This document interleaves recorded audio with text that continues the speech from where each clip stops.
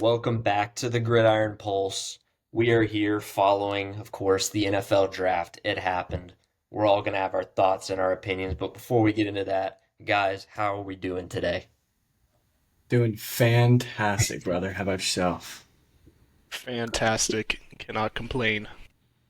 Yeah, I already see a big smile on Jacob's face. He is licking his chops to get into a certain thing. So, Jacob, I'll just hand the floor over to you because you had one of the more, um, can't say controversial because it just happened, but you had one of the more hot takes on the show that aged pretty well. So go ahead and let you have the floor here. Yeah, some would call it a hot take or a bold take. I just call it speaking from the heart. I watch a lot of football and I just like to present the knowledge that I see on the TV. I had the unfortunate pleasure of watching several Colorado Buffalo games last year. And I went on here and I said that Shador Sanders was not worth a first round pick. I would have been correct in that statement. I also would have been correct saying that he wasn't worth a second round pick or a third or a fourth round pick. He was drafted in the fifth round by the Cleveland Browns as their second quarterback taken after taking Dylan Gabriel, someone who actually accomplished something in college, in the third round. Some would call that a crazy pick. I would agree with them because he's kind of like, I don't know, short, lefty, and has a noodle arm. But yeah, Shador Sanders is kind of a victory lap here. Fifth round pick by the Browns. Cole thought he was going 21 to the Steelers. It didn't didn't turn out like that. Kind of called the Will Howard pick though. That was nice. That's really all I have to say on Shador. I mean, we had Jeff Ulbricht's son prank called him. Now the Falcons are receiving heavy backlash after what we would call a pretty pretty solid draft. But that's why we can't have nice things here around the city of Atlanta. But that might be a topic for later on. Just kind of wanted to touch on that since it kind of fell with the Shadoodoo allegations. But Buddy sucks. He might not make the 53. Yeah. Yeah, I guess we could just go ahead and touch on it because I mean this is a Steelers perspective because every report known to man was saying, "Hey, Shador to the Steelers at 21." We even had a graphic of like Shador is minus 150 to go to the Steelers, and I thought it was there. I just think at the end of the day, so first of all, I'm just going to touch on one thing. I'm just not going to entertain anybody's football knowledge or just mental acumen at all that is claiming that this is some conspiracy for Shador to fall. Like I'm just not going to do it. That's ridiculous. That's first of all. I just think there is when it comes to Shador, I think just I think there's a fundamental disconnect between what he is as a player and what he thinks he is as a player. Okay, because if you look at Shador as a prospect, he's like a Teddy Bridgewater mold, or he's a, Andy Dalton, Kirk Cousins at the very best mold. Okay. But if you watch his film at Colorado, he's trying to make stuff happen outside the pocket. He takes way too many sacks, which I understand his offensive line was not great, but he still takes so many sacks. And He he would tries to let make the too, people know that his offensive line sucks. yes, He would yes, say in exactly. And he post-game lets people pressers. know that too. He almost tries to be he doesn't have the out of structure and creativity that a Cam Ward does at when the play breaks down. He needs to be a on time rhythm thrower, which he showed he could be that at times at Colorado.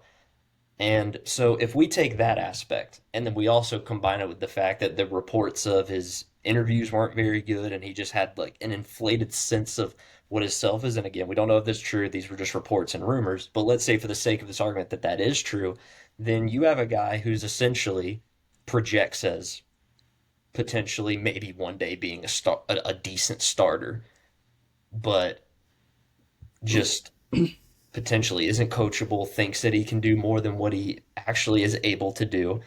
And then at the end of the day, you can see how maybe he falls. And it's not like this is some crazy thing that's never happened before. I mean, I think one of the more recent slides that I was very shocked by was even a guy like Sam Howell. I mean, do we forget that Sam Howell at one point was like a projected number one overall pick after his freshman year at North Carolina, and of course he slid a little bit. And, by the time he entered the draft, he was seen as a guy that was, probably like a second round guy, like maybe by a miraculous some team trades and gets him in the first.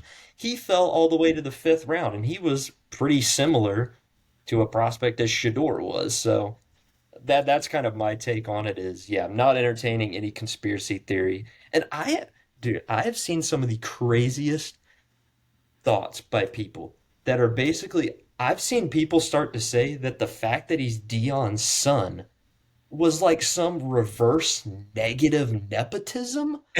Like, when does it ever when does it ever impact you negatively to be the son of a Hall of Fame football player in any aspect? When is that ever going to affect you negatively? It literally makes no sense. But yeah, that's just my thoughts on it at the end of the day.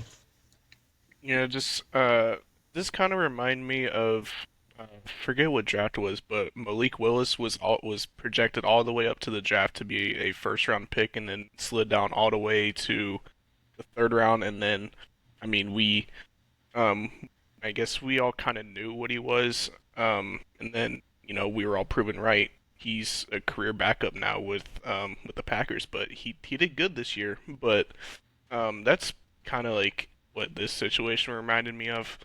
Yeah, once he slid past all the picks on day two, I was like, there's no telling when this guy's gonna go. Yeah.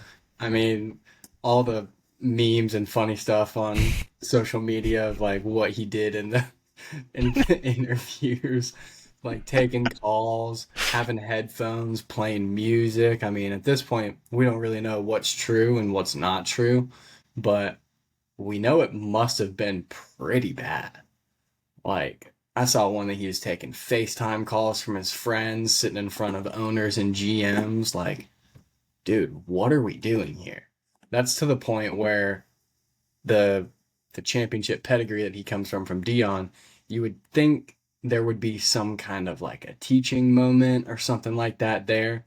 But then again, that very well could have been how Dion acted in real life. So it might be just cut from the same cloth, but you'd think But there would here's at the least main something there. difference. Here's the main difference, though.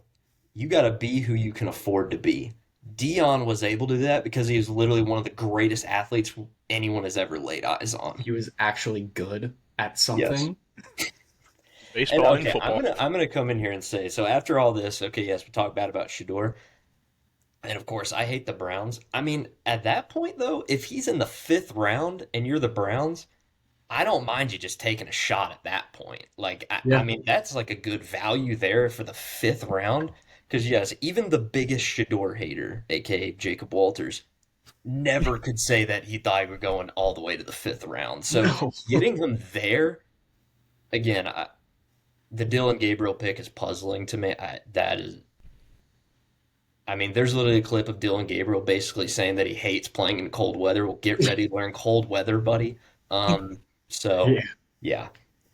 But all that being said, yeah, if you guys don't have any more thoughts, opinions on this, we can go and just move into the draft as a whole because we don't want to be ESPN and cover Shador whenever there's a guy who went number one overall. So like we should give him some praise too, don't you guys think? Like the poor eight people who went after him. It's like we're still talking about Shador. It's like, okay, well, there's 10 new football players on new teams now. You gonna go back and cover those? Like, no. I At Mel also Kiper. I agree with what Reese Davis said to Mel Kiper. He kind of cooked Mel Kiper live on air, basically calling him a idiot, which I agree. Mel Kiper should not be employed anymore. The You, shtick has gone on for too long. Mad dude, Mel, it's time to go. dude who's had terrible mock drafts for what, like 40 years and still employed on ESPN. That's why alpha males watch NFL Network. They're in the draft. If Jimmy Clausen is not a smash hit in the NFL, fire me, ESPN. That should have That's happened 15 years ago. it's got to be one of the worst takes of all time. Yeah. All right, we can move on now. I'm done. All right. Well, yeah, as we said, what we're going to do, we're just going to go first round, just touch on each team, touch on mostly their first round picks, but also kind of hit on their draft as a whole here and there. So, yeah, we could just go ahead and first start off with the Tennessee Titans. They did what we all expected they were going to do, what I said they should do. They picked Cam Ward first overall. And again, coming into this, I don't see Cam Ward as this elite, like generational level prospect. I don't ever seeing him being a Lamar Jackson, Pat Mahomes, Josh Allen type of guy. But at the end of the day, I think that he could be anywhere in like that top 12 to 13 QB range, and then on whenever he's playing at his best, creep into that top 10 at times. And I am not someone that sits here and says if the number one overall pick at a quarterback doesn't turn out to be a top five pick, then he's a bust. Okay, because there are genuinely people that believe that. I think at the end of the day, if he just makes the Titans fun to watch and is keeping them in contention for division titles, playoffs, and then maybe one day makes a run, then he all but, pretty much secured himself as worthy of that number one pick, which I think that he will one day. So that's my overall take on him. And then there was one other pick that I really liked from him. They took the Gunnar Helm guy in the fourth round. Mm, That was a tight end that I really liked in this draft, of course, in like this range. So, and they picked Alec Iomanner, the Stanford receiver, which famously cooked Travis Hunter. So they're going to be going at it. So overall, great draft, and I'm not going to pretend to know about every one of their picks, but they picked my favorite guy, quarterback in the draft, Cam Ward, and yeah, that was the Titans for you.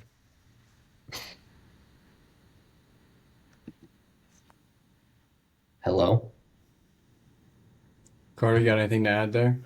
Hmm. Yeah, I mean, I agree with this pick. I mean, it was probably the most obvious pick leading up into the draft. I did see that the Titans they got Xavier Restrepo from undrafted free agency, so that should be a interesting pickup if he makes the 53 man, which in my opinion I think he probably will. I think personally, I think Cam Ward is going to have a Caleb Williams type year from last year where he's trying to do all he can, but since the Titans are still like in rebuild mode, and I think he'll struggle a little bit just because I mean, obviously the Titans don't really have too much talent on offense besides, I mean, I guess you could say Calvin Ridley, but I think he's getting into his older years, but um again, I like this pick for Tennessee. Get your franchise quarterback. Um, so hopefully he makes Titans games fun to watch. Cause I don't know about you guys, but the Titans to me are probably one of the more forgettable franchises in the NFL. But I don't know. We'll see. But good pick by Tennessee. Yeah, I feel like that was everyone's consensus number one overall, and he went number one. It's probably going to be pretty good. I don't have too much to add there. He's going to wear number one. Got it from Warren Moon. His end of the deal was like, so it was worn when he was a Houston Oiler. It hasn't been worn by a Tennessee Titan before. And then in his introductory press conference, Warren Moon walked in there with the jersey and gave it to him. Thought that was pretty cool. Next, we can just move on to number two with Travis Hunter. The only difference that we had was we had him going number two to Cleveland, but the Jacksonville Jaguars and their 22-year-old general manager traded up, made a big splash early on. I find it interesting that ESPN has him listed as a corner. I definitely think he's going to at least mainline receiver, might play a little spot corner, might be in nickel or dime packages. I just don't think he projects as well as a corner. He's not bad by any means. I mean, he was surefire, blue chip prospect, number two overall pick. It's pretty straightforward right there.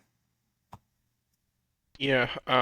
For this one, I honestly I think it was a good trade for both Cleveland and Jacksonville. Personally, me, I was surprised when Cleveland traded out from this pick because I mean we all thought for sure Travis Hunter was going to be a Cleveland Brown, but Trevor Lawrence gets another weapon on offense, and I think you're essentially getting two players for one pick here. Now, if it remains to be seen if Jacksonville is going to play him some at corner, I personally think they will, but we'll see. But um, Trevor Lawrence has no excuses to be pretty mediocre this year with Brian Thomas Jr., Travis Hunter. So I think good trade for both Cleveland and Jacksonville. Jacksonville gets their guy.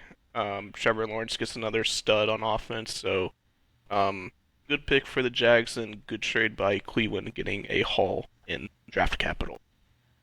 No, yeah, that was my first thought about this whole thing is I thought, wow, good for Cleveland, like good move Cleveland. That is not something we say very often, but I mean, they got a haul once again to trade back 3 spots and pick their guy that was again going to be available anyway. There was no point in taking Mason Graham's second overall.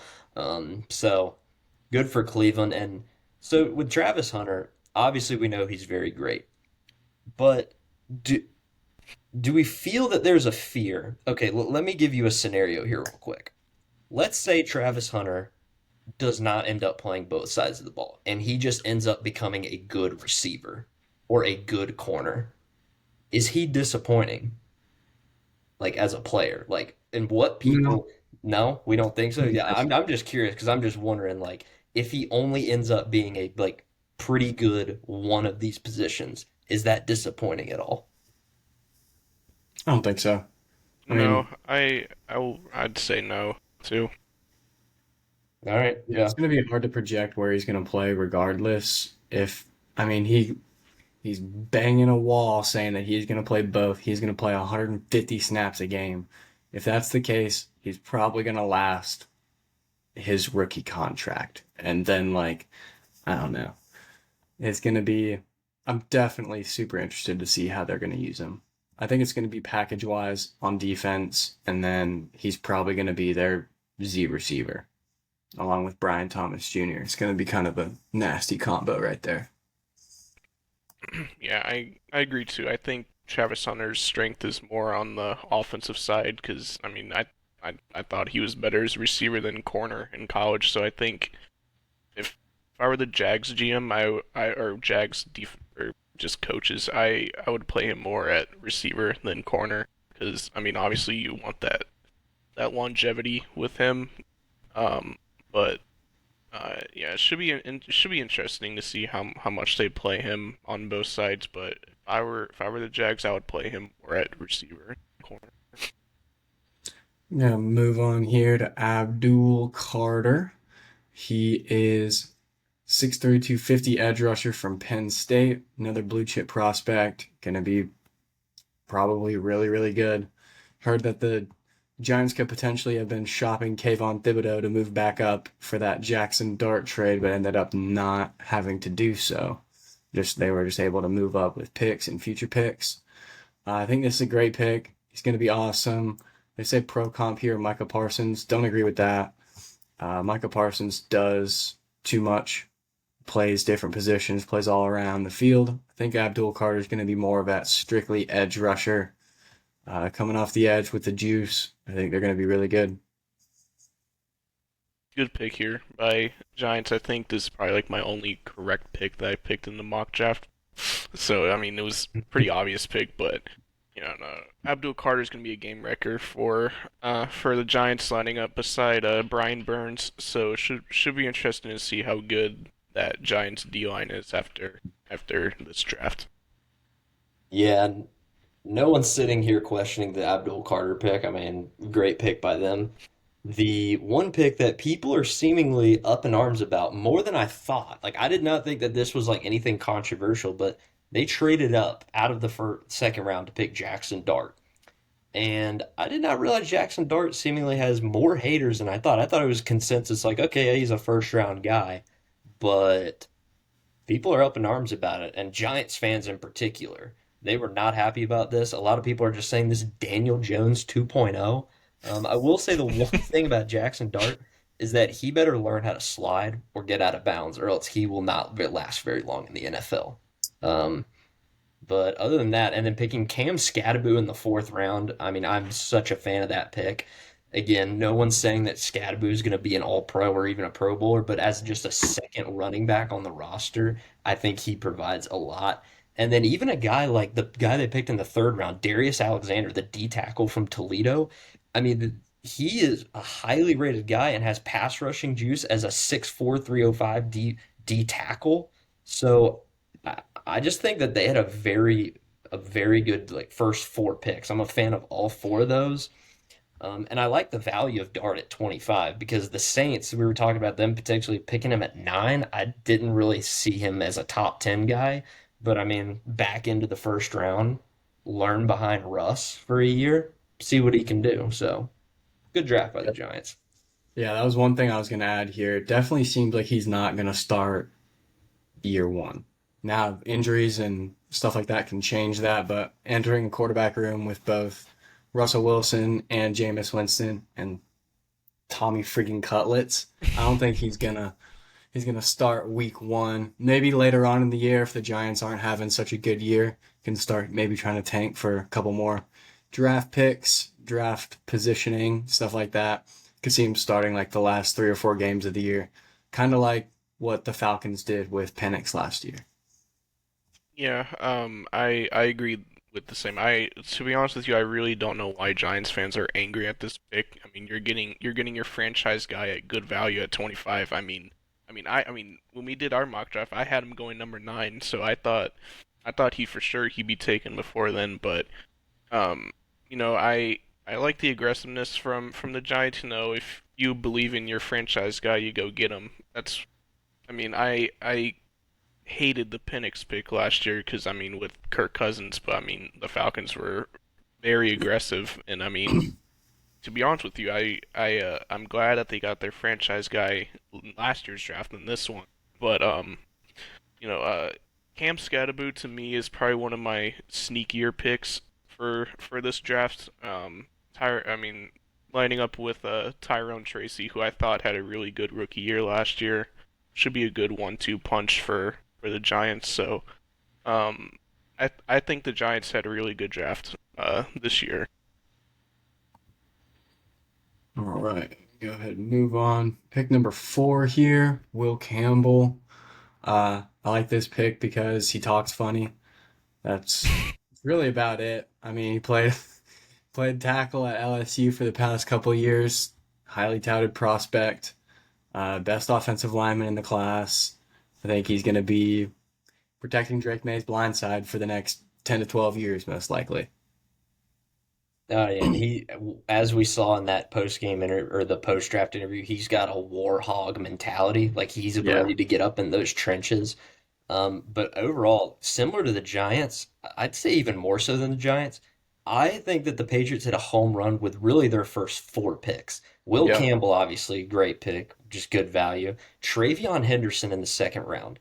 I I really like him as a running back, and of course he's not going to be a lead back in the NFL, but he has just a different level of speed and just open field ability. I mean, we saw him in the playoff do his thing, and I really like that pick for them overall. And then even Kyle Williams, the receiver from Washington State. If you watch Cam Ward Washington State highlights, you're going to see this dude Kyle Williams constantly catching the ball, deep threat. He ran a 4.4 at the combine. I think he is a really good receiver there in the third round. And then, of course, our guy Jared Wilson in the third round. Amazing value there, getting another Georgia center, which Patriots are pretty happy about Georgia centers, I would say. So, overall, really good by the Patriots there. Yeah, I immediately became a fan of Will Campbell after that post-draft interview, saying that he's gonna die to protect Drake Mace. That really fired me up while I was watching on the couch. So I'm definitely gonna be rooting for Will Campbell to have a good career with the Patriots. Right. Yeah, I like that Jared Wilson pick in the third round too as well. I think he's going to fit in nice. Like you said, Cole, Patriots have a great history of drafting Georgia centers. My boy David Andrews had a 12-year career. Sneaky good pick too. I like that pick. Yeah. Mason Graham here. The Browns trade back and still were able to get their guy. Number one defensive tackle in the draft. Got some pass rushing juice. I like this comp here. Christian Wilkins is going to be a dominant three technique for a pretty long time. I think this is a great pick. Um, yeah, that's really all I got here. Yeah, number one D tackle in the draft.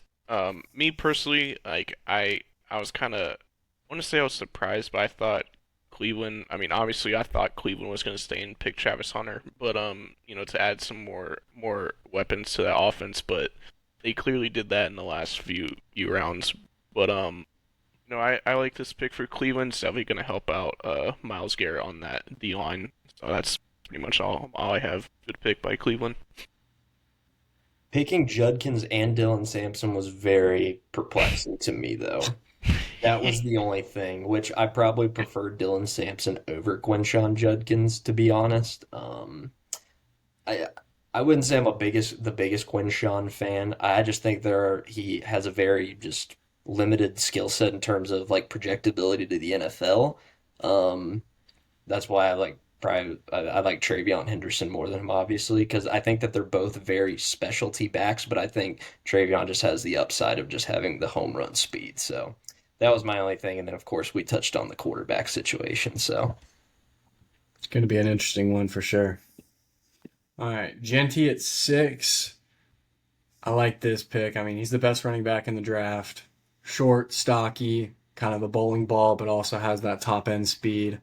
Pro comp Alvin Kamara, I don't think he catches as many passes or has the ability to be that safety valve out of the backfield as much as Alvin Kamara, because I mean, that's pretty much his specialty is he's a pass catching back.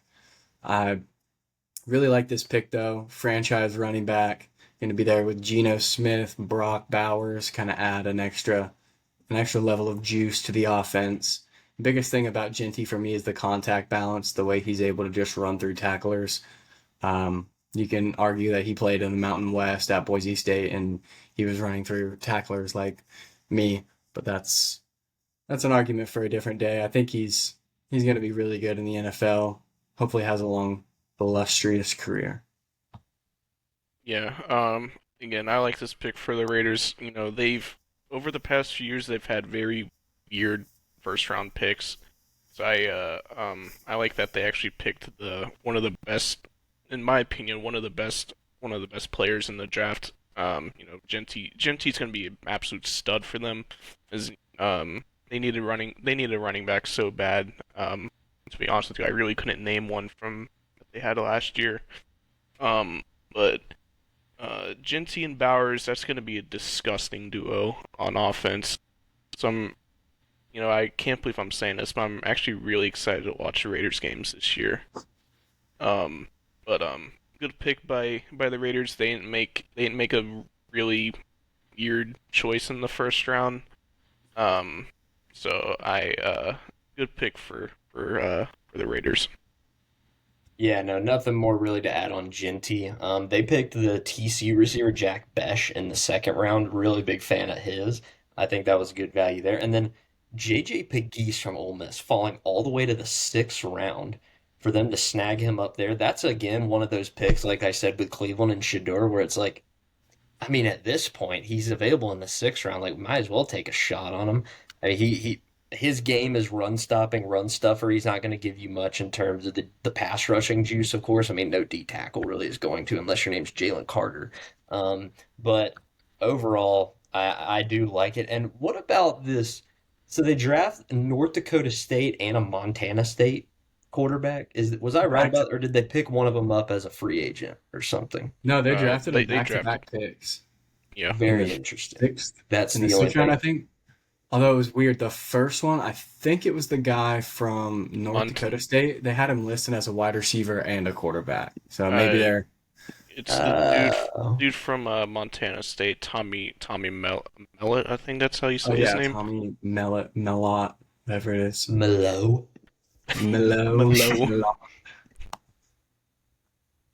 All right, Armand Membu, really fast, athletic freak, tackle from Missouri, went to the Jets. We actually got that one right in our mock draft. Good job, boys. Um, don't have too much to say about the offensive line. Just doesn't interest me that much. Boring pick. I mean, anytime you add an offensive tackle to your team, obviously in the first or in the top 10 picks, I mean, I think Mimbu's gonna be a stud. I mean, they signed Justin Fields to a big contract this offseason, so the Jets could do what the Bears didn't do and give Justin Fields a O line to work with. So boring pick, but it's the right pick is what people would say. No, yeah, for sure. Yeah, I'm not gonna act like I know much about Armand Mimbu and his tackle prowess or anything, but I'm never gonna be mad with boring picks because the teams that make the boring picks seemingly are always at least pretty good. I do think picking Mason Taylor up in the second round, that's gonna be good for Justin Fields. He is just such a reliable pass catcher. I mean, it's seemingly he's been at LSU for a while and he was always there for Jade Daniels and Garrett Nussmeier, so I like that pick there. Arian Smith, man, he this is either going to be a guy where we look back and he's not in the NFL, he's cut after 2 years, or he just turns out to be just deep ball threat, amazing player. Um, Deshaun Jackson. yeah, exactly. I was not expecting him to go in the fourth round. I really thought he was going to be available later, but the Jets are going to take a shot on him. And it's a big boomer bust, which is Arian's play style. So we're going to see how that one works out. Yeah, I definitely like the Arian Smith pickup. I mean, anytime you can get someone with that amount of juice, I definitely thought he would go a little bit later for sure. But good for him, man. All right. Panthers going with Tedero McMillan, not Jalen Walker, like we thought. I think this is kind of a flashy pick here. Wanted to get Bryce Young some big time help on the outside, and if that's the case, then they picked the right guy. He's might not be the fastest receiver, but he's definitely going to be the biggest. I mean, he's a great jump ball, 50-50 ball receiver. I think this was a good pick by Carolina. I think they had a relatively solid draft as well. They got Trevor Etienne in the fourth round from Georgia. Like that pick. We don't really know what's going to happen with Jonathan Brooks, who they took in the second last year. He was actually the first running back off the board, and he still has yet to play a snap. I know that, unfortunately, because I drafted him in fantasy football last year. I want to say a quick shout out to the Carolina Panthers for changing the Falcons draft here with not drafting Jalen Walker. I liked McMillan coming into this draft. I necessarily didn't really think he would go top 10. So I mean, this is just my opinion. I think this is a little bit of a reach by Carolina, but I mean, it doesn't hurt giving Bryce Young some more help. So No, yeah, I agree. I would definitely say that defense was definitely the play here, at least if I was the GM, but I'm never going to complain about giving your young quarterback more help. And McMillan, jump ball guy, I think he's going to just be a good bailout option for Bryce Young. And then also picking Princely Umiamialan, however you say his name. I definitely butchered that. My bad. Good value in the third round. Definitely a guy with some edge, some juice on the edge. And then Trevor Etienne in the fourth round. So obviously we're a fan of that pick. So we're gonna see how it plays out for them. And getting Nick Scorton in the second round. So while they didn't get it in the first round, I think they at least made up for it by getting some solid players in the second and third round on the defensive side. Definitely agree with you on that one. Kind of hate to see a division rival have a good draft, but let's go to a division rival that did not have a good draft. The New Orleans Saints select Jalen Walker's son, being the first father and son combo to ever be drafted in the same draft. I think I mean, this was their best pick, I think. It was pretty much all downhill from here, but the Falcons were just able to get his kryptonite, apparently, which is awesome because we hate the Saints. Started 42 games at left tackle over 3 seasons. Big, tall, athletic tackle. Only weakness, Jalen Walker. sorry, I have to laugh. Just bad pick here. I would have gone defense here if I was the Saints. But I don't mind them drafting a offensive tackle for their 40-year-old quarterback that they picked in the second round, Tyler Shuck. Another shot, QB of the future, New Orleans. Oh my, sorry, I had to laugh a little bit, but it's I'm really happy for Jalen Walker because he gets to abuse this man in division games this year, so it should be a fun time seeing this dude get mowed over by Jalen Walker again and again and again and again. Well, that's all I have to say. I mean, Tyler Shuck single-handedly started the crazy Shador discourse. Because at the very beginning, it was kind of like, oh man, that's kind of weird. Shador didn't get picked. But then Tyler Shuck is so bad that he started making people think that there was some conspiracy going on. I mean, that's how crazy of a pick this is. Um, that's all I got once again. I do think they at least had, one pretty solid pick, I would say. I think Kelvin Banks is a good pick there. And then Danny Stutzman in the fourth round Yeah. definitely think was a steal. And then the Kansas running back Devin Neal. I like him too. So they at least did some good things from a non-biased Steelers, not Saints hater perspective. All right, pick number 10 here. Bears taking Colston Loveland. Kind of an interesting pick here. I think the consensus between us three was that Tyler Warren was the surefire first tight end off the board. Colston Loveland kind of provides a different archetype, I guess, than what Tyler Warren is. Tyler Warren, I mean, can do a little bit of everything kind of guy. Colston Loveland is more of your classic pass catcher, big body tight end. I think he's probably going to thrive with Caleb Williams, but can't forget they have second round fantasy demon Cole Kmet on their team as well. Yeah, I think this is probably the, I guess you could say, first shocker of the draft because I mean, like what you said, Jacob, the pretty consensus was that Tyler Warren was going to be is was the number one tight end in this draft. So I thought for sure Tyler Warren was going to go here when the Bears were on the clock, but I mean I can't really fault the Bears because I don't know. This feels like a Ben Johnson pick to me. I feel like he could get the most out of Colston Loveland than maybe he could have with Tyler Warren. And honestly, if that's the case, I can't really fault the Bears for taking Loveland here if this is strictly a Ben Johnson type pick. So definitely a interesting pick here, but again, if he thrives in the new Ben Johnson offensive system, so I would say this would be a good pick, but time will tell. Yeah, this is where I go armchair GM and say I don't necessarily agree with picking Colston Loveland here, but then again, not having a good alternative into what I would have done. So, yeah, that's my take on that. I love Luther Bird in the second round's great value though. That was a great pick. That's a good pick right there. Steal. Yep. Should have been a first rounder. All right, let's go ahead to our boy Michael Williams. It's kind of sad to see him come off the board, but I thought this was a steal. I mean, we thought he was going to go a little bit earlier. I definitely knew that the 49ers were going to take some kind of edge, whether it be Michael Williams or Jalen Walker, or an interior defensive line help, someone like Walter Nolan, which is who we had mocked there. Pro comp, fellow Georgia Bulldog Trayvon Walker. I agree with that. Big, tall, athletic, super raw pass rusher, incredible strength. I mean, he was a 5-star coming out of high school. Essentially lived up to that, becoming a top 11 pick. I think this was a good one.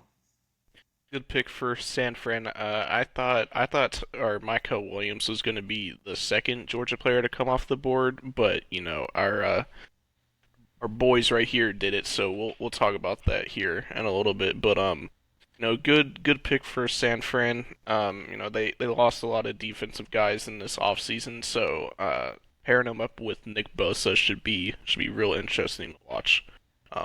Good pick by San Fran. No, yes, and I'm definitely excited to see him get just more pin your ears back, rush the passer opportunities.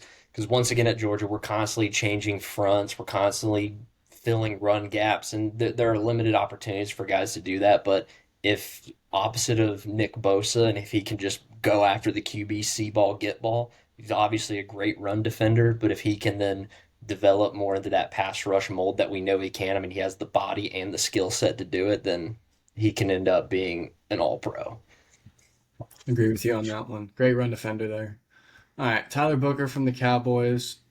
I mean, I don't know too much about him. I was talking to one of my buddies who went to Bama or still goes to Bama. He loves him. Thinks he's going to be an awesome player. I liked his interview that he had. He was on like Micah Parsons' podcast or something like that, which is kind of fitting considering he went to Dallas. He said how he plays football is he likes to make the man across from him lose the love for the game. That's uh, that's a pretty badass line. I kind of like that. Yeah. in our mock draft, I had Tyler Booker going a little bit lower. But still good pick by Dallas. They're starting to lose a lot of their old offensive linemen. So I mean, again, boring pick. Offensive lineman, but I don't hate the pick at all here. No, yeah, for sure. And people clown on Dallas for picking Zach Martin over Johnny Manziel. So, I mean, we don't want to get up here and say, oh, what the heck are the Cowboys in boring? Because, once again, boring pick usually turns out to be good more often than not. So, We can slander the Cowboys in this season, so it's not. I don't think it's necessary here. All right, Kenneth Grant going here to the Miami Dolphins at pick 13. Not going to say I was shocked by the pick. He's a great run defender. He's huge. Got kind of that nose tackle build, 6'4", 331. He's going to be a great run defender. He's got some juice in the pass rush, but that's really kind of all I got there. Yeah, good pick by Miami. This is essentially their makeup loss for Christian Wilkins on that defensive line. I don't really have too much to say about this pick, but I think it was a good pick by Miami to help boost up that D line. yeah, I don't have much to say about their first round pick. I'm more interested in their seventh round pick. And is it crazy to say that other than Cam Ward, Quinn Ewers might have the clearest path to potentially playing as a rookie? Because it's one, two a hit away. Now, again, it's between him and whoever he battles for the backup spot in camp. It's one, two a hit away, which we know Tua can get injured, from Quinn Ewers slinging the rock to Tyreek Hill and slinging the rock to Jalen Waddle. Once again, I'm not the biggest Quinn Ewers guy at all, like especially not a first or second round guy. But in the seventh round, that is insane to me. I mean, I think that's good value just for a guy that clearly, I mean, Quinn Ewers almost became the highest rated recruit of all time to go undrafted. I think his skill set about how he is just trying to launch that ball deep and he throws a looping deep ball. I mean, I don't. And now again, the offensive line's terrible, and Quinn Ewers has the pocket awareness of a little leaguer, A but goldfish. yeah, a goldfish. I pulled up Tua's games that he's played season by season. The most games, he only played one full year, and that was 2023. Last year, he played in 11 games, so that would be 6 games that would potentially be yours. And then 2022, 13, 21, 13, and 2020, 10 games. So he's definitely prone to missing some games. Hopefully that doesn't happen for his sake. I mean, concussions are terrible. Definitely don't want to wish injury upon anyone, but there's definitely, like you said, Cole, an avenue for Quinn Ewers to start here pretty early. We'll say And Quinn then we Ewers. can, We'll say Quinn Ewers with an all-time bag fumble here. Lost millions of dollars in NIL and went seventh round. yep, I agree with that one. This was our consensus number one tight end, but ended up being the second one off the board. Tyler Warren, 6'6", 256. Kind of a do-it-all player. He played a little running back, played a little wide out, played a little tight end, great blocker. People saying that he's supposed to be better than Brock Bowers. They're lying to you. Don't listen to them. Brock Bowers is a freak of nature. Tyler Warren's a freak of nature in a different sense. He's more of that classic tight end. And I like this Greg Olson comp here. Just big, tall, solid, strong. I think this is a good pick here. Yeah, good pick by Indy. The quarterback situation is still kind of up in the air with Anthony Richardson struggling since he's gotten drafted, and then they bring in Daniel Jones, I think. So, if you want to talk about a mid quarterback room, look at the Indianapolis Colts. But, um, you know, uh, tight end is always one of the best positions for quarterbacks. Their safety blanket. So I think Tyler Warren will help out Anthony Richardson a lot in the Colts offense this year. I just have one thing to say about this draft. Shout out to Justin Wally. He put in work for my Minnesota Dynasty in College Football 25. So I'm going to be rooting for you, buddy. Go get him. Thanks for that tidbit, Cole. Really appreciate that. All right. Now we're going to move on to the hometown Atlanta Falcons. As you know, we made a big splash trading back up to number 26 to get James Pierce to pair along with Jalen Walker. So we're going to go ahead and talk about both of those guys here really quick. Like it says right here, hybrid front seven defender, upside at linebacker and edge. I think we all think he's going to be a fantastic player. He's the true vocal leader of the entire Georgia team last year. 6'1", 243. I think he's definitely going to see some action in the off-ball linebacker as well as being that traditional edge defender, pass rusher. He's got insane juice to get off the pass rusher. Just ask this guy right here, Kelvin Banks. Um, I think he's going to be such an awesome player, and I'm so excited to watch him in the red and black again. And then kind of go down here to James Pierce.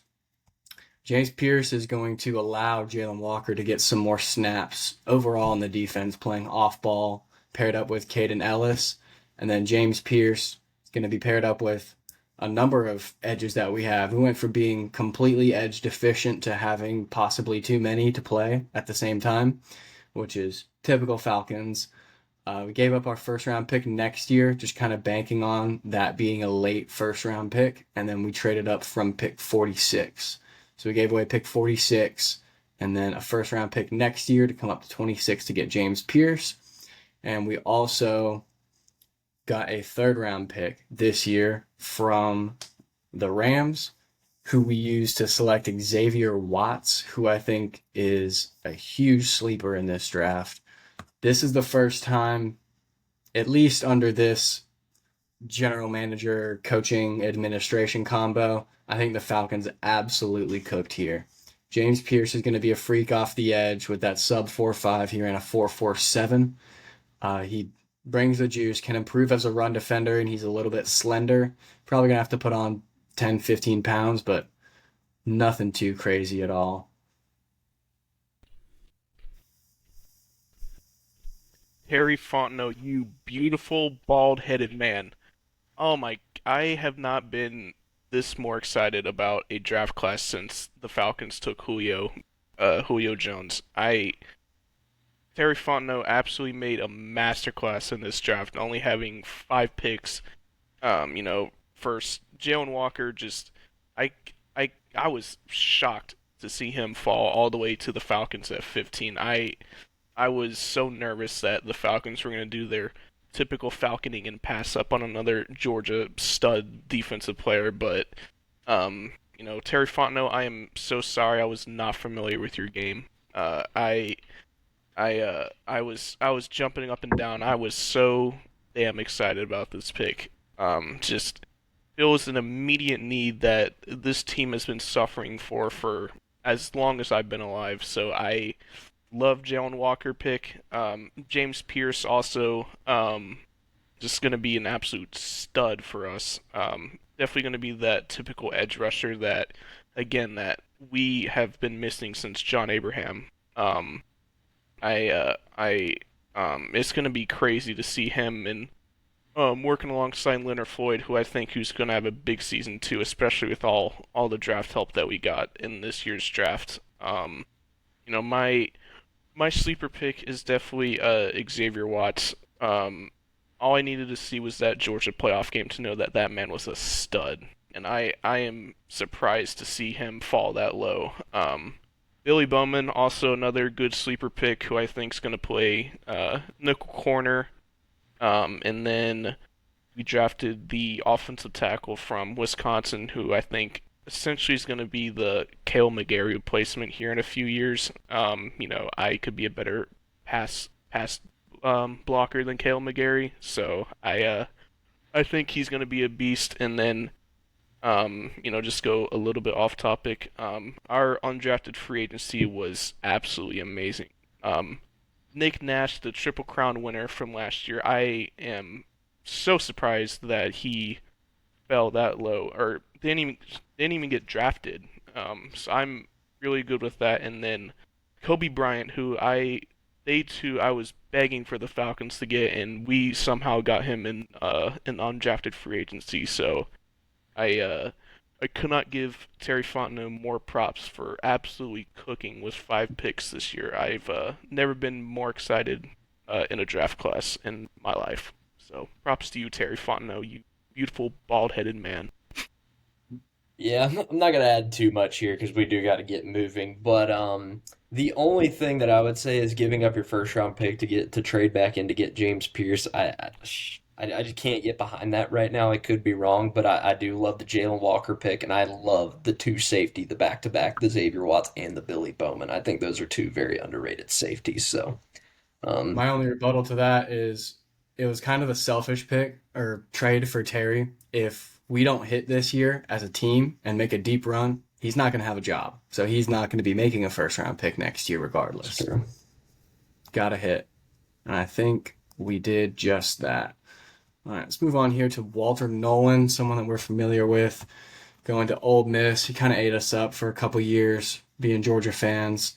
Ole Miss had a lot of good players, and a lot of good players got drafted pretty early in this draft. Walter Nolan being the best and the highest drafted. He definitely brings some juice from the interior defensive line in terms of pass rush. I think this pro comp of Ed Oliver is spot on. Good job, Matt Miller. But don't have too much to add on that. He's going to be probably a great pro. Uh, Solid pick by Arizona. They needed to beef up their defensive line, which I think is their one of their biggest weaknesses. So solid pick by Arizona. No, yeah, same here. Nothing to add. I just will say that Walter Nolan and Will Johnson, right there, those first two, those are two guys that I think if you get either one of those guys at 16, you're happy. But to get both of them, it just hinges on Will Johnson being healthy. Cody All Simon right. sleeper pick for Arizona too. Shamar Stewart from Texas A&M, another big-bodied edge defender. I think it's a really good pick here. He was projected right around this range, but the one question I have is this a Trey Hendrickson replacement or a Trey Hendrickson addition to have him rush on the other side opposite of him? I think they they might end up having to trade Trey Hendrickson. I think that this is pretty much the Trey Hendrickson replacement. To be honest with you, I think the Rams are going to trade the first that we traded for Trey Hendrickson. So I think this is going to be his replacement. This Shamar Stewart pick is pure projectability. He had 4.5 sacks in 3 seasons, and as a Georgia fan, I'm not again. I do not just say sacks is everything because we obviously have players that don't get a lot of sacks. But I mean, I think that this is definitely a big swing, and I think this is boomer bust because again, you got a guy that has all the athletic tools in the world but hasn't produced. So we're gonna see about it. Yep. It's a Shout out big pick. Dylan Fairchild too. Yeah, Dylan Fairchild in the was a third round pick, I Third. think. It's a Yeah. good pick. Gray Zabel, North Dakota State guard. Um, I think they might have him play tackle, but he played tackle at North Dakota State. He's projected as a guard, but I couldn't name you another Seattle Seahawks offensive lineman, so I'm just gonna leave it at that. Pro comp Elgton Jenkins. He was pretty much a consensus first round pick, and we didn't really know who Seattle was going to take in our mock drafts. We mock drafted them a another tackle, Josh Simmons from Ohio State. I think this could be a good pick. He said he wanted to go pound some bush lattes after his phone call. They got a 12-hour rule. Enjoy it for 12 hours. Yeah, I mean, boring pick, but Seattle needed some desperate help on offensive line, so good pick here. Yep, yep. Jalen Milrow, third round though, very interesting. I don't know how that's gonna Another work out. quarterback before Shadudu. All right, Emeka Egbuka going to the division rival Tampa Bay Bucks. I like this pick for them, but they have like 6 or 7 receivers. I don't necessarily know why they took a receiver here. I like Egbuka as a prospect. Seems like just a super awesome dude. Um, Not overly fast or overly big at all, just kind of a well-rounded receiver. The Falcons are going to have some trouble covering him because we have like 3 or 4 corners and safeties that'll be good, and the Buccaneers have like 17 receivers on their roster. Yeah, I was surprised with this pick. I thought Tampa would go with some sort of defense, but it's just another issue that the Falcons are going to have to solve on Tampa's offense. So weird pick for Tampa, but I don't really hate it that much. Just a little bit surprised. Yeah, same here. Great player, Mecca Buka, but I just don't think this is a spot for receiver here. I mean, Jade Barron was on the board. Giad Campbell was still on the board. They need defensive Malachi help. Starks. Yeah, Malachi Starks. There are a lot of players available that I think could have helped them a lot more on their defensive side. Because, yeah, so that's my only concern with that pick. Jade Barron going to play alongside Pat Surtain and the great white hope Riley Moss. I hope this is not a Riley Moss replacement pick, just an addition. Probably going to be a slot corner, I would have to think. Pro comp Cooper DeJean, there's one thing that doesn't add up there. You can't compare anyone to Cooper DeJean unless it's Riley Moss or maybe a Dan Jackson of sorts. Yeah, good again. Solid pick by Denver. I think their defense is going to be loaded next year, so this only helps them with they got Dre Greenlaw and Hufanga from San Fran, so this is definitely going to boost up their defense a lot. So good pick by Denver. I think if you swap these picks, the Buccaneers got Barron and then Emeka Buka goes to the Broncos. I'm a Yep. lot more like, wow, both these teams, great job. But seemingly they both flipped, and I mean, I'm never going to complain about getting another elite corner if he becomes that opposite of Pat Surtain. So, yeah. All right, Coleman, this one's on you. I mean, I pretty much well, I didn't call it. I won't say I did not call it, but I basically said there's a great chance that we pick a lineman that I've never heard of, and that's exactly what we did. This is the most Steelers pick of all time, um, and I'm not even gonna pretend like I know a lot about Derek Harmon, but I don't. But once again, I'm happy that we didn't reach for a quarterback here, because once again I said, hey, we just tank next year, maybe we get another quarterback, but we're never going to tank. So, Caleb Johnson in the third round, love that. And then even Jack Sawyer in the fourth round, former number one overall recruit, get him in the fourth round, like that. And then Will Howard in the sixth. I love that value for Will Howard. And again, I'm not saying that this guy's going to even become our starter one day or even become like. It's just a good shot to take on a guy, especially this upcoming year with our quarterback situation not very known. And I do think that he has the tools that he could at least develop into maybe a decent starter one day. So love that. And overall, I mean, I don't have too many gripes to be honest. So yeah, I mean, I don't got much other than that. So again, props to Omar Khan not reaching on a quarterback. Last time we reached on a quarterback, we all know how that went. But I think we got some good value on some later round guys. Get ready to I learn agree with Cole's you. cash, buddy. All right, Omarion Hampton going to the LA Chargers.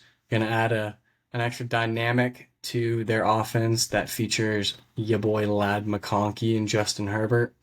I really like this pick. It's a great back, fast, great blend of power and speed. He's going to be probably, if I had to guess, their number one guy. And then Najee Harris being that just brute force power guy since they got him from the Steelers. I like this comp here of Brees Hall, very similar player, super explosive athlete. I think this is a good one. Yeah, I agree with you, Jacob. Good pick. I forgot that the Chargers got Najee Harris, so I think this would be a good, solid one-two punch for the Chargers to help complement Justin Herbert, add a new dynamic to the running game to take some of it off his shoulders in offense. Yeah, I don't necessarily know if I love running back here for them. I think, I mean, I know Luther Burden was available at this pick. I think receiver, once again, very big need. I can't remember. I don't. What did we mock them to get? I can't even. I think Luther Burden. Luther Burden. we did. Okay, yeah, Yeah. yeah. I don't want to get picky and say like terrible pick, but I just think receiver would probably be a better spot there for them. Once again, armchair GM, but yeah. But they They ended up went getting Trey Harris in receiver. the second round, who I like. Yeah, So yeah. yeah. Yeah, I was gonna say they went Trey Harris in the second round, so he's gonna be a good one for sure. Great pairing for Mr. McConkey for Mr. Herbert. All right, Matthew Golden. Speaking of receiver, I wouldn't have mind seeing Matthew Golden go here as well. But Green Bay finally did it. First round receiver for the first time in, what is it, 20 something years. 4.29 at the 40, super fast, not really big or a super polished route runner, but I mean, he's got the juice, definitely. He'll be able to take the top off your defense. He was probably the best pure deep threat in the draft. I think this is a solid pick here for Jordan Love. Their receiver room is painfully mid. And I think this helps it a lot. They have a couple different body types in there. Christian Watson being a big guy who can go get the ball and also super fast. If he can actually stay healthy and pan out, I think Matthew Golden would be a good pick for them. Yeah, very good pick. Finally got Jordan Love some help in the receiver room. It's still crazy to me that they haven't drafted a wide receiver in decades. So I think really good pick here by Green Bay, getting Jordan help some love. Yeah, yes. All And right, Donovan Jackson. What? Sorry. no, I was gonna say everyone's gonna see Matthew Golden as the wide receiver pick, which obviously that was their first round pick. But I'm gonna tell you to keep an eye on this guy right here. Their third round pick, Savion Williams, wide receiver from TCU. This is a guy where I could see him breaking into the lineup next year because once again receiver is painfully mid. He's a 6'4", 220 pounder, really good TCU receiver. Now, some people have a little negative connotation with TCU receivers with old Quentin Johnston there, but I think that he right there, that was a very good value pick. And of course, Matthew Golden's a speedster, so get some playmakers. Absolutely. I know nothing about Donovan Jackson. They won a national championship, so he's got to be pretty good. Yeah, I don't know too much about Donovan Jackson, but good pick to help protect JJ McCarthy. So solid pick by Minnesota. Yep, Minnesota. Minnesota. All right, we're So going to skip these two since we already talked about them. Go ahead and skip over to our boy Malachi Starks. It's one of my favorite players I've ever watched in a Georgia uniform. Straight ball hawk, great tackler. We asked him to do a lot in 2024, so his season wasn't as productive or he didn't have as good of a season. But in reality, he was playing three positions at once. He played strong safety, free safety, and slot corner. Uh, he was one of those guys where you just stick him on a guy like Luther Burden who was giving us trouble and just eliminated him for the entire game playing a slot receiver. I think this is a slam dunk, home run pick, whatever you want to call it. Pairing him with Kyle Hamilton is automatically the nastiest safety duo in the league. Super productive, very athletic, and just some of the best ball skills I've ever seen. Malachi is definitely a damn good dog. Definitely gonna miss him this year, but like what you said, Jacob, him and Kyle Hamilton are gonna be two of the most disgusting safety duos in the NFL. Ravens definitely hit a steal here with Malachi and definitely made their defense so much better, especially in the secondary where they needed help. So very, very good pick by Baltimore. Yeah, this was my least favorite pick of the first round, just simply because now we have to throw the ball against Kyle Hamilton and Malachi Starks with Mason Rudolph. So yeah, great, love it. And yeah, the Ravens picked a kicker in the sixth round. Wonder why they would do that. Hmm, Interesting. Uh, interesting. Mike Green Did though he in the take second round, another great value there. So Give me um, the loot. yep, Yeah, Mike Green in the second round is great value pick. Tyleek Williams, he'll be a nose tackle, 6'3", 334, national champion from Ohio State. Very productive, 5.5 sacks over the past 2 seasons. It's productive for a defensive tackle. 100 total tackles is a ton. Just kind of a big ugly, just thrust it in there for the Detroit Lions. They had one of my favorite drafts. They took three Bulldogs, including Tate Ratledge in the second. That mullet is going to do wonders for Dan Campbell, and he has a giant lion tattoo already on his forearm. Love that pick. They picked up Dirty Dan Jackson in the seventh round. Absolute ball hawk and probably the last true walk-on that we will ever have drafted in this new era of NIL and a hard capped 105 and no walk-ons. Dan Jackson started at Georgia as a regular student, went to walk-on tryouts one day and caught the eye of Kirby Smart. Runs sub 4'4", 6'1", 190, 195 pounds. Dan Jackson was the steal of the draft for someone like me, from my perspective, in the seventh round. And then they also followed that up by taking Dominic Lovett. I think he's going to have some good production in the slot for them. You can kind of move him all around. Wasn't super flashy at Georgia, but kind of just like a consistent, like he was always going to get you like 4 catches and 60 yards. Yeah, I would definitely say other than the Falcons, the Lions had one of my favorite drafts this year. I'm gonna be real biased, but Tate Ratledge, Dan Jackson, Dominic Lovett. I think Detroit really did a solid job here. As with Tyleik Williams, definitely do think that Detroit needed help on their defensive line. So I don't really know too much about Tyleik Williams, but good pick. But I wanted to add Brad Holmes in his one of his press conferences basically said that Georgia practices are anything that he has never seen before from a college program. So Kirby, if I were you, I would take that and post it all over the facility for recruits. So shout out to Brad Holmes. Not much to add here. Love Dirty Dan going here. I mean, him and Dan Campbell. I want to be a fly on the wall in that room when them two talking ball. That's all I gotta say. Couple of dirty Dans. Motor City All Dan right, Jackson. Josh Connerly Jr., big offensive tackle from Oregon, pro comp Broderick Jones, funny, Georgia Bulldog. Don't know too much about him. Coached by Dan Lanning. Have a lot of respect for Oregon as a program. I think they're cut from a similar cloth to us. Um, that's really it. Yeah, again, boring pick. I mean, offensive tackle, but definitely good pick here by the Commanders. Definitely want to protect Jaden Daniels. Especially against the Eagles in the NFC Championship, he was getting blitzed pretty much all game, and they had no answer for that insane or Eagles defensive line. So I think solid pick here by Washington. Yeah, not too much to add here. Once a big ugly. Trey Amos in the second round, like that play. But yeah, I like this pick by the Buffalo Bills here, Maxwell Harrison. This was actually one of the only late round picks that we mocked correctly, both team and draft position. Fastest 40-yard dash in the combine, had a more productive second year at Kentucky as opposed to last year. He's going to have to cover guys like Xavier Worthy, who have been known to take the top off and provide the Bills some issues. I think that's almost strictly why they drafted him, as well as Kyer Elam being kind of a bust so far. So trying to make up with what they lost on that pick.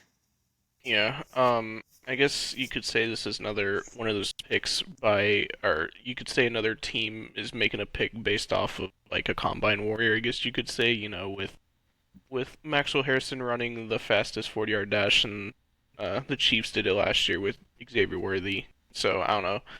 Normally, sometimes these guys don't really pan out as much. Kevin White is the huge one, and then John Ross from Washington. So, but I think Maxwell Harrison's real solid corner. Definitely gonna help the Bills in their corner room, which is very very lackluster. So, solid pick here.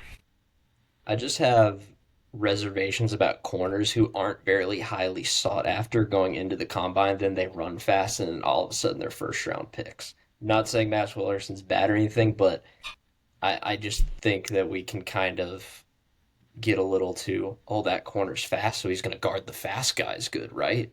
Uh, I just don't know. Once again, Will Johnson here. The Will John his medicals just must be terrible for him to fall this far because I just think Will Johnson's better than Maxwell Harrison. I don't think that's a hot take, but yeah, it's just injuries. So Yeah, Will Johnson's injury history was slightly concerning. He had the procedure that he had in his knee was just like super rare and doesn't happen very often. So it's not like he just tore an ACL and he's just going to be fine. It had something to do with taking bone grafts and all this kind of stuff. I think that's why he fell so far to the He was the Cardinals, I do believe, in the second. And we can move on here to Jihad Campbell. I think this is a great pick, though. Pretty big steal here. Also pairing him with Smile London in the fourth round, linebacker from Georgia. They just keep reloading in that linebacker room. I mean, they have so many dogs, so many Crimson Tiders. They're really just taking blue chip college guys every chance that they can get. I think they cook in the draft almost every single year. Howie Roseman, probably the best GM in the league. That's really all I got to say about that. This guy's going to have a similar role as Jalen Walker. Can play off ball, can play edge. Just kind of do a little bit of everything. Yeah, steal here by the Eagles. Each year it seems like the Eagles are adding more and more Infinity Stones into their gauntlet with more Georgia players and more Alabama players taken in their drafts every year. So again, another steal. Eagles defense is going to be absolutely nasty next year, even with all the losses that they had in the offseason. But steal of a pick here by Philadelphia. Yeah, this was a guy where I said he could. I mean, I thought the Buccaneers would have been good grabbing this guy at 16 for him to fall to 31. Good pick by the Eagles. And last but not least, Josh Simmons, tackle from Ohio State. He's someone that we had mocked in the top 20. So this is definitely a good pick for KC. I'm sure they were very glad that they fell to him, or he fell to them. And I also forgot to mention that they swapped picks from with Philly. So Philly had to give up a fifth or a sixth, I believe, to move up from 32 to 31. But I guess they must have thought that the Chiefs were going to take Jihad Campbell, even though it seems like a glaring need on the Chiefs was the offensive line, considering they just got destroyed by the Eagles in the Super Bowl. I bet they're very happy that he fell to them at pick 32.